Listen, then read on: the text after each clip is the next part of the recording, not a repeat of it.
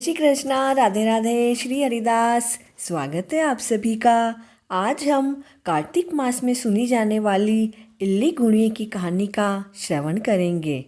एक इल्ली थी और एक गुणिया था। इल्ली ने गुणिये से कहा, आओ गुणिया, कार्तिक नहाएं। गुणिया बोला कि मैं तो कोई कार्तिक वार्तिक नहीं नहाता, तू ही नहा ले।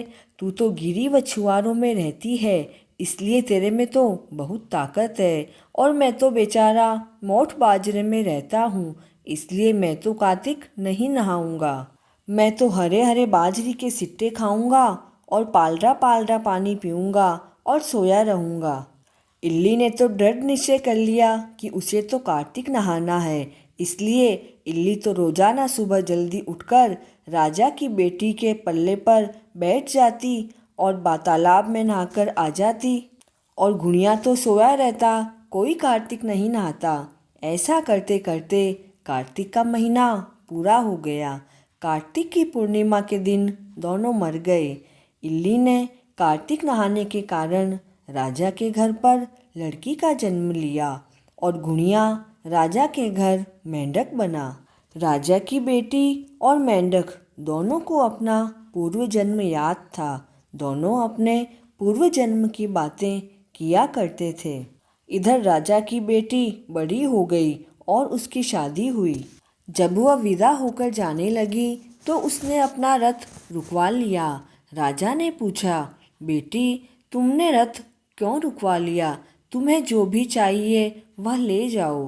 राजकुमारी बोली, मुझे तो यह मेंढक चाहिए। तो राजा ने कहा, बेटी, तू यह कैसी बात करती है?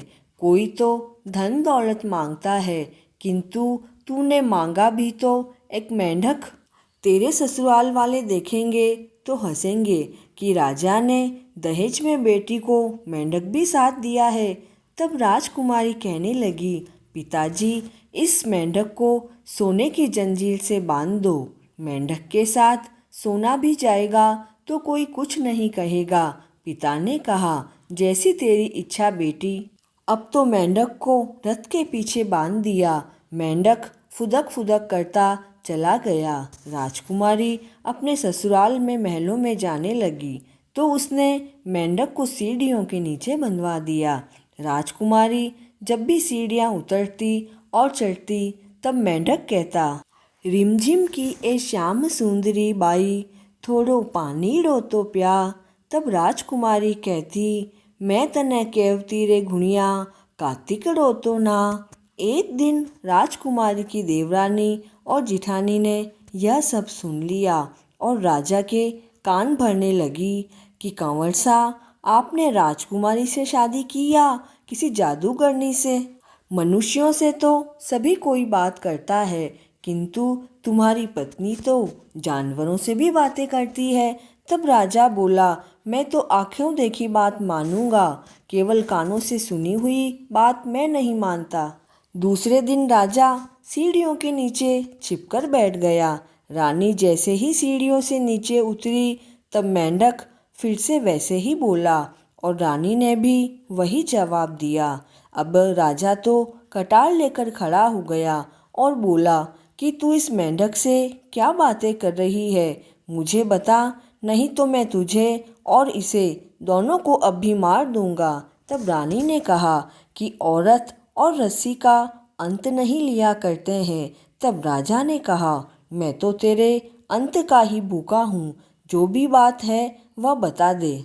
तो रानी बोली, पूर्व जन्म में मैं तो इल्ली थी और ये गुणिया था। मैं तो कार्तिक नहाई, जिसके फल से रानी हुई, और यह नहीं नहाया, इसलिए यह मेंढक हुआ। हम तो पूर्व जन्म की बात करते हैं। यह सुनकर राजा ने कहा कि अगर कार्तिक नहाने का इतना पुण्य है तो इस बार हम दोनों जोड़े से कार्तिक स्नान करेंगे और खूब दान पुण्य करेंगे। राजा रानी ने दोनों ने कार्तिक स्नान किया। राजा के घर अपार धन संपदा हो गई। हे कार्तिक के ठाकुर, इल्ली को दिया वैसा सभी को देना और गुणिया को दिया वैसा किसी को मत देना।